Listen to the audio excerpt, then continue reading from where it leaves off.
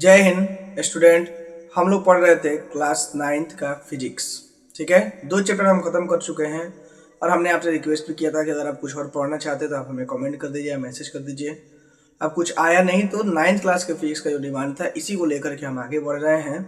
और आज जो हम पढ़ रहे हैं, आज जो शुरू कर रहे हैं, ये तीसरा चैप्टर बहुत ही इंपॉर्टेंट चैप्टर है। इसको बोलते हैं बल तथा गति के नियम। देखिए, बल तथा गति के नियम चैप्टर हमें पढ़ना है। इसको बोलते हैं law of force and motion. यानी फोर्स और मोशन जो होता है, बल जो लगता है, गति जो होता है, इसके लिए कुछ रूल्स को फॉलो किया जाता है। इसे ही नहीं हो जाता है, उसके लिए कुछ ना कुछ रूल्स होता है, कुछ रेगुलेशंस होते हैं। इसके आधार पर ये सारी चीजें होती है। ठीक है, तो इसी चीज के बारे में हमें पढ़ना है। तो आइए आज इस चैप्टर को शुरुआत करते हैं। अगर अभी भी आपको कुछ चीजें 10th क्लास अगर शुरू करना चाहते हैं तो एक बार हमें बता दीजिएगा। इस चैप्टर के बाद में हम आपको 10th क्लास शुरू कर देंगे। ठीक है, ज्यादा चांसेस है कि इसके बाद 10th क्लास ही शुरू करें।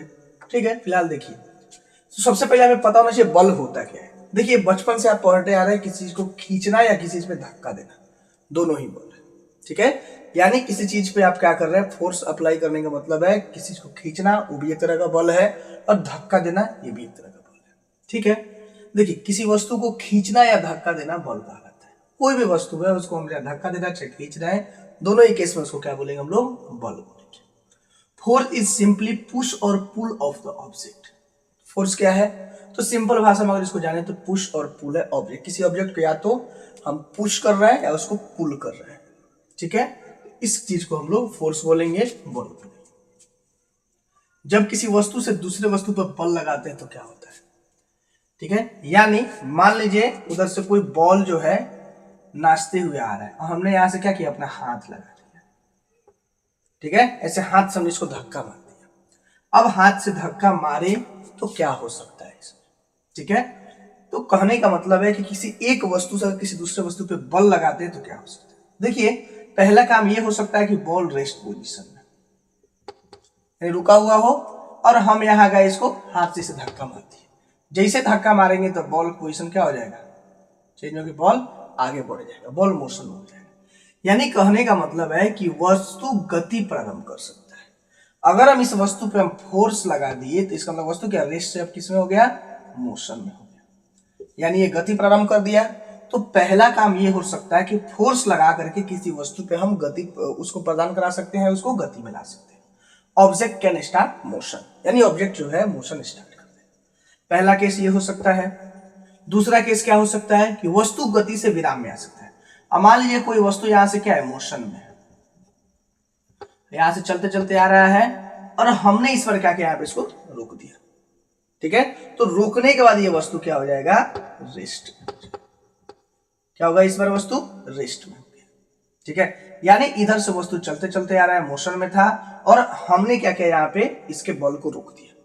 तो रोक दिया तो इसका मतलब वस्तु क्या हो जाएगा, पहले जो मोशन में था, गति में था, वस्तु विराम में हो जाएगा, यानी कि रुक जाएगा, रेस्ट में हो जाएगा। ठीक है, तीसरी चीजें क्या हो सकता है, वस्तु अपने गति की दिशा बदल सकता है।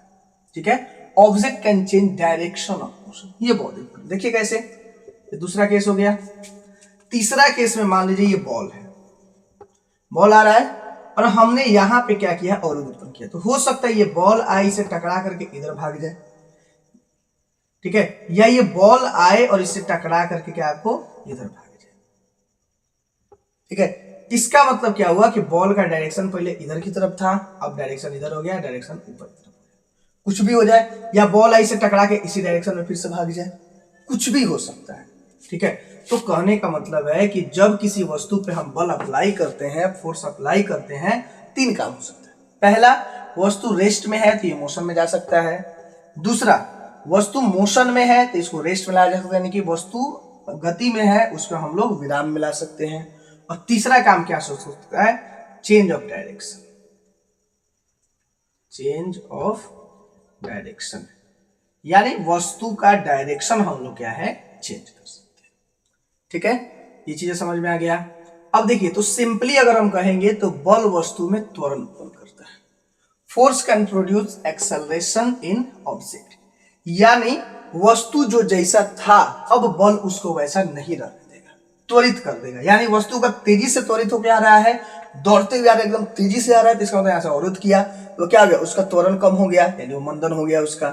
अगर वस्तु रेस्ट में है तो उसको धक्का मार करके क्या किया जाएगा, उसको त्वरित कर दिया जाएगा, यानी कि उसमें त्वरण उत्पन्न कर दिया जाएगा।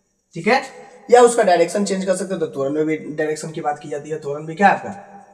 ठीक है, तो देखिए बल में परिमाण एवं दिशा दोनों होता है, अतः बल एक सदिश राशि है। अब देखिए हम एक छोटा सा बॉल है तो इसको धक्का मारने के लिए कम फोर्स, मान लीजिए कि 5 न्यूटन का फोर्स लगाएंगे, ये धक्का लगेगा। अगर बड़ा बॉल हो तो इसके लिए फिर 10 न्यूटन का फोर्स लगाना पड़ेगा। इससे भी बड़ा हो तो इसके लिए फिर मान लीजिए हमें 15 न्यूटन का बल लगाना पड़ेगा। यानी बल कहीं ना कहीं परिमाप पे निर्भर किया। परिमाण क्या है इसका, बढ़ते जा रहा है, बढ़ते जा रहा है, बढ़ते जा रहा है, यानी जितना बड़ा वस्तु है, जितना बड़ा चीज पे बल लगाएंगे, परिमाण उसका उतना ही क्या है, बढ़ता चला जाएगा। तो बल में क्या होता है, परिमाण भी होता है और बल में दिशा भी होता है। हम बल लगाते हैं तो किसी खास दिशा में लगाते हैं। वस्तु का इधर से आ रहा है तो हम बल लगाएंगे तो वस्तु उधर की तरफ बल लगाएंगे, यानी वस्तु इधर से आया और हमारा बल इधर की तरफ गया, तो वस्तु जनरली उधर से अपना करते करते आ रहा है तो हम उसके अपोजिट डायरेक्शन में बल लगाएंगे तभी वस्तु रुकेगा। यानी यहाँ परिमाण की बात हुआ तो दिशा का भी बात हुआ। इसका मतलब क्या है कि बल में आपका परिमाण भी होता है और बल में दिशा भी होता है, और जब दोनों होता है तो बल क्या हो जाएगा, सदिश राशि। सदिश का परिभाषा क्या पढ़े हैं कि वैसी राशि जिसमें परिमाण और दिशा दोनों हो। तो बल में परिमाण भी है, बल में दिशा भी है, तो इसलिए इसको क्या बोलेंगे हम लोग, सदिश राशि बोलेंगे। ठीक है, देखिए there are magnitude and direction in force, so force is a vector quantity. Magnitude भी है, डायरेक्शन भी है, तो फोर्स को क्या बोलेंगे हम लोग, वेक्टर क्वांटिटी बोलेंगे। ठीक है, समझ में आया। चलिए अब एक नोट का पॉइंट है, वह बिंदु जिस पर बल लगता है उस बल का लगाव बिंदु कहलाता है। A point where force acted are called point of action of this force. Point of action, ये बहुत इंपॉर्टेंट चीज है, इसको एकदम हाईलाइट करके लिखिएगा। लगाव बिंदु इसको हिंदी में कहते हैं। अब मान लीजिए ये हमारे पास क्या एक बॉल है, ठीक है। अब इस बॉल को अगर हम हाथ से करेंगे तो पूरे पे तो बल लग नहीं रहा है, कहीं ना कहीं इतना ही दूर में बल लगेगा। या मान लीजिए किसी पतले नोक से इसे इसको अगर हम कर रहे हैं, यहां से इसे एकदम पतला चीज से अगर बल लगा रहे हैं, इसका मतलब क्या हुआ, पॉइंट ऑफ एक्शन इसका यही हो जाएगा, लगाव बिंदु इसका यही हुआ। तो जिस बिंदु पे बल लगता है, यानी जो भी पॉइंट पे बल लगेगा उस पॉइंट को हम लोग लगाव बिंदु कहेंगे, कि उतना ही में बल लगा। जैसे मान लीजिए बॉल ये क्या है, आपका पूरा गोला है, बॉल यहां से आया टकरा है, तो सिर्फ इतना ही पे क्या लगा, आपका बल लगा। ये पूरा पे तो बल लगा नहीं, तो इसका मतलब यहाँ पे बल लगा, तो जितना दूर में बल लगेगा उसी को हम लोग लगाव बिंदु बोलेंगे, यानी कि पॉइंट ऑफ एक्शन बोलेंगे। ठीक है, तो ये रहा हमारा आज का टॉपिक, इसको नोट कर लीजिए। अब फिर अब यहाँ से नया चैप्टर शुरू होगा, संतुलित बल असंतुलित बल क्या होता है, फिर इसको आगे बढ़ाते जाएंगे। बहुत अच्छे से आपको गति के नियम वगैरह जो है आपको पढ़ा देंगे, फिलहाल आप इसको नोट कीजिए। आई होप आपको मेरा वीडियो पसंद आया हो। वीडियो पसंद आए तो वीडियो को लाइक करें, चैनल को सब्सक्राइब करें। आप हमारे साथ फेसबुक इंस्टाग्राम के माध्यम से जुड़ के आपकी जो भी समस्याएं हैं, अपनी समस्याएं आप हमें भेज सकते हैं।